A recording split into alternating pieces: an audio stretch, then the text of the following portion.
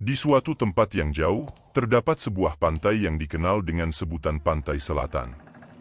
Pantai ini terkenal dengan keindahannya yang memukau, tetapi juga dengan cerita mistis yang menghantui penduduk setempat. Konon, di sepanjang pantai ini sering muncul seorang hantu wanita yang disebut sebagai Ratu Pantai Selatan. Dikatakan bahwa Ratu Pantai Selatan adalah sosok yang sangat angker dan sering menampakkan diri pada mereka yang berkeliaran sendirian di pantai pada malam hari. Cerita tentang Ratu Pantai Selatan telah beredar di kalangan penduduk setempat selama berabad-abad. Konon, Ratu Pantai Selatan adalah seorang wanita cantik yang hidup di masa lalu. Namun, nasib buruk menimpanya dan ia meninggal dalam keadaan tragis di pantai. Sejak saat itu, rohnya menghantui pantai tersebut, mencari kesempatan untuk membalas dendam kepada siapapun yang berani mengganggunya. Suatu malam, seorang pria muda bernama Andi memutuskan untuk mengunjungi pantai selatan meskipun dilarang keras oleh penduduk setempat. Andi adalah seorang fotografer yang tertarik dengan keindahan alam dan ingin mengambil beberapa foto pantai pada malam hari. Meskipun merasa cemas, Andi memasuki pantai dengan penuh semangat, mengabaikan peringatan tentang Ratu Pantai Selatan. Ketika sampai di pantai, Andi merasa kagum dengan keindahan pantai yang diselimuti oleh malam yang gelap. Dia mulai mengatur kameranya untuk mengambil foto-foto yang menakjubkan. Namun, tiba-tiba suasana berubah menjadi hening, terlalu hening. Andi merasa ada sesuatu yang tidak beres dan dia merinding. Tiba-tiba, dari kegelapan malam, muncullah sosok wanita yang mempesona. Wanita itu memiliki rambut panjang dan hitam yang berkibar di angin malam. Andi merasa ngeri melihat sosok itu, namun dia mencoba tetap tenang dan bertanya pada wanita itu siapa dia. Wanita itu tersenyum kejam dan mengatakan bahwa dia adalah Ratu Pantai Selatan yang legendaris. Andi merasa ngeri namun tidak bisa bergerak dari tempatnya. Ratu Pantai Selatan mulai mendekatinya dengan langkah yang lambat dan anggun. Andi mencoba berteriak namun suaranya tidak keluar.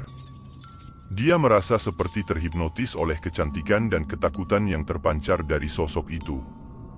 Saat Ratu Pantai Selatan semakin mendekat, Andi melihat wajahnya yang cantik ternyata dipenuhi dengan kebencian dan amarah. Dia merasa seperti mati kutu, tidak tahu apa yang harus dilakukannya. Ratu Pantai Selatan kemudian mengeluarkan suara tawa yang mengerikan, membuat bulu kuduk Andi merinding. Dengan tiba-tiba, Ratu Pantai Selatan melompat ke arah Andi, membuatnya jatuh ke belakang. Andi berusaha melarikan diri namun langkahnya terhenti oleh pasir pantai yang licin. Ratu Pantai Selatan mencengkeram leher Andi dengan tangan yang dingin seperti es, membuatnya merasa sesak napas. Andi mencoba bertahan namun semakin lama semakin sulit baginya untuk bernafas. Dia merasa seperti tenggelam di dalam pasir pantai, dengan Ratu Pantai Selatan sebagai penjaganya yang kejam.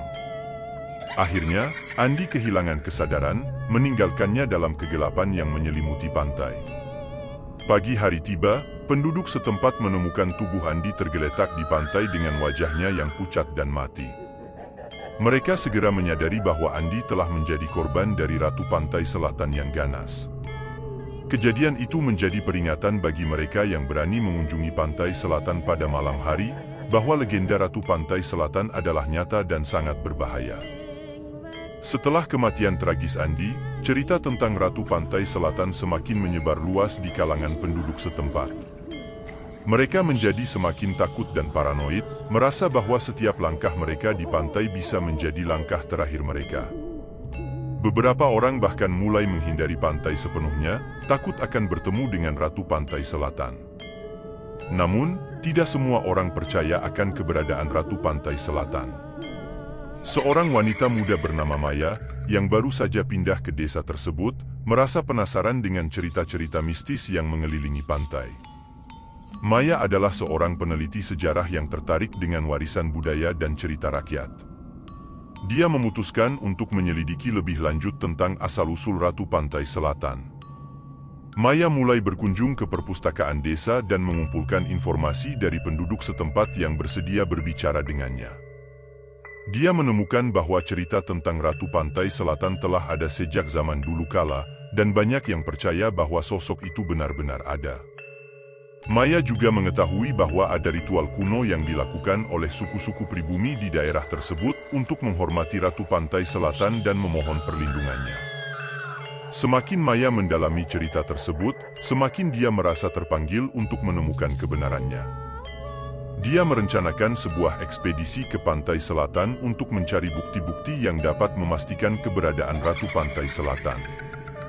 Maya meminta bantuan dari seorang ahli spiritual lokal yang disebut Pak Hadi, yang diyakini memiliki pengetahuan tentang dunia gaib. Pak Hadi bersedia membantu Maya dalam ekspedisinya. Mereka berdua melakukan persiapan dengan teliti, membawa perlengkapan untuk berkomunikasi dengan roh dan melindungi diri dari kekuatan supranatural yang mungkin mereka temui. Saat malam tiba, mereka berdua memasuki Pantai Selatan dengan hati-hati, siap menghadapi segala kemungkinan. Saat mereka berjalan-jalan di sepanjang pantai yang gelap, mereka mulai merasakan kehadiran yang aneh di sekeliling mereka. Suara gemuruh ombak terdengar semakin menyeramkan, dan bayangan-bayangan gelap terlihat bergerak di antara pepohonan pantai. Maya dan Pak Hadi tetap waspada, tidak ingin terjebak dalam jebakan Ratu Pantai Selatan. Tiba-tiba, mereka mendengar suara tertawa yang mengerikan dari kejauhan. Suara itu semakin mendekat, dan mereka melihat sosok wanita yang mempesona berjalan menuju mereka dengan langkah yang lambat dan anggun. Itu adalah Ratu Pantai Selatan, sosok yang telah menjadi legenda di desa tersebut. Maya dan Pak Hadi merasa ngeri namun mereka tetap tenang. Mereka mempersiapkan perlindungan diri mereka dan mulai berkomunikasi dengan Ratu Pantai Selatan. Mereka bertanya tentang keberadaannya dan alasan di balik kemarahannya. Ratu Pantai Selatan menceritakan kisah hidupnya yang tragis dan bagaimana dia mati dalam keadaan yang tidak adil. Maya merasa iba pada Ratu Pantai Selatan. Dia menyadari bahwa Ratu Pantai Selatan bukanlah sosok yang jahat, tetapi hanya roh yang tersiksa mencari keadilan. Maya dan Pak Hadi kemudian memberikan penghormatan kepada Ratu Pantai Selatan sesuai dengan ritual kuno yang mereka pelajari, berharap bisa membantu roh itu mencapai kedamaian. Setelah melakukan ritual tersebut, suasana di sekitar mereka berubah. Ombak yang gemuruh menjadi tenang, dan angin malam menjadi sejuk dan menenangkan. Ratu Pantai Selatan tersenyum pada mereka, kali ini dengan senyum yang ramah dan damai. Dia kemudian menghilang ke dalam malam, meninggalkan Maya dan Pak Hadi dengan perasaan lega dan damai. Maya dan Pak Hadi kembali ke desa dengan hati yang ringan. Mereka tahu bahwa mereka telah memberikan kontribusi yang besar bagi penduduk setempat dengan membantu Ratu Pantai Selatan menemukan kedamaian. Cerita tentang Ratu Pantai Selatan tidak lagi menakutkan, tetapi menjadi kisah tentang kekuatan kasih sayang dan pengampunan. Dari hari itu, Maya menjadi pahlawan di desa tersebut. Dia dihormati oleh penduduk setempat karena keberaniannya dan tekadnya untuk membantu yang membutuhkan. Cerita tentang ekspedisi Maya dan Pak Hadi ke Pantai Selatan menjadi legenda baru di desa tersebut, menginspirasi generasi-generasi mendatang untuk selalu menghormati alam dan makhluk gaib yang tinggal di dalamnya. Setelah pengalaman yang menakutkan di Pantai Selatan, Maya merasa bahwa ada lebih banyak misteri yang tersembunyi di balik cerita-cerita mistis di desa tersebut. Dia semakin tertarik untuk menyelidiki lebih jauh dan memahami hubungan antara dunia nyata dan dunia gaib yang diyakini oleh penduduk setempat. Maya memutuskan untuk melakukan penelitian mendalam tentang sejarah dan budaya desa tersebut. Dia menghabiskan berjam-jam di perpustakaan dan berbicara dengan penduduk setempat yang memiliki pengetahuan tentang tradisi-tradisi kuno dan kepercayaan spiritual. Melalui upayanya yang tekun, Maya mulai mengungkap rahasia yang tersembunyi di balik cerita-cerita mistis. Salah satu misteri yang menarik perhatian Maya adalah sebuah gua yang terletak di dekat pantai selatan. Konon, gua tersebut dianggap sebagai tempat suci oleh suku-suku pribumi yang tinggal di daerah tersebut. Ada banyak cerita tentang penjelajah yang hilang di dalam gua dan tidak pernah kembali lagi.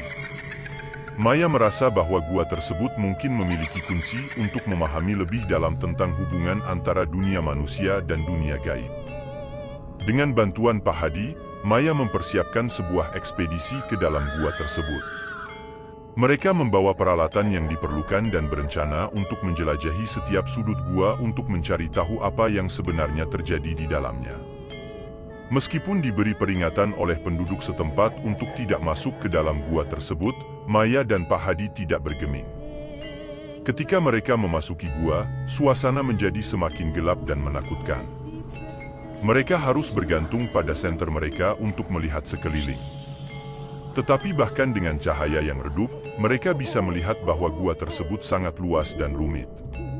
Maya merasa seperti terperangkap di dalam labirin bawah tanah yang gelap dan tak berujung.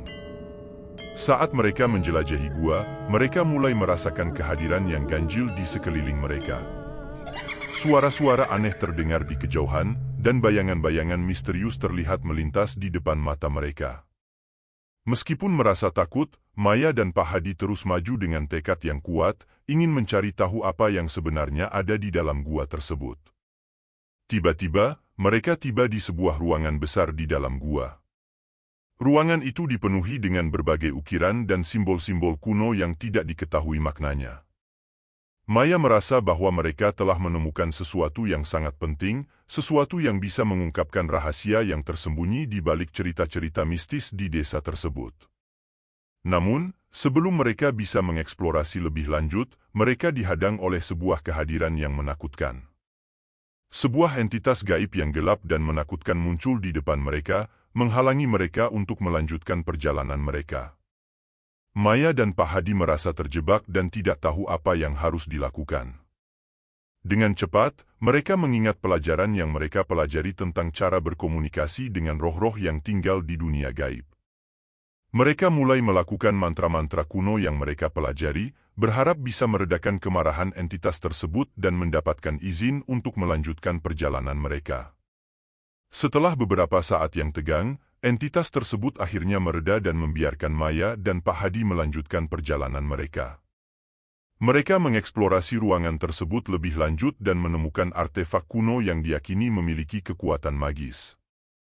Maya merasa bahwa mereka telah menemukan kunci untuk memahami rahasia rasah di balik cerita-cerita mistis di desa tersebut. Dengan hati yang berdebar-debar, Maya dan Pak Hadi kembali ke permukaan dengan membawa artefak kuno tersebut. Mereka merasa bahwa penelitian mereka belum berakhir dan masih banyak misteri yang harus dipecahkan. Namun, mereka juga merasa bangga dengan pencapaian mereka dan yakin bahwa mereka telah memberikan kontribusi yang besar bagi pemahaman manusia tentang dunia gaib.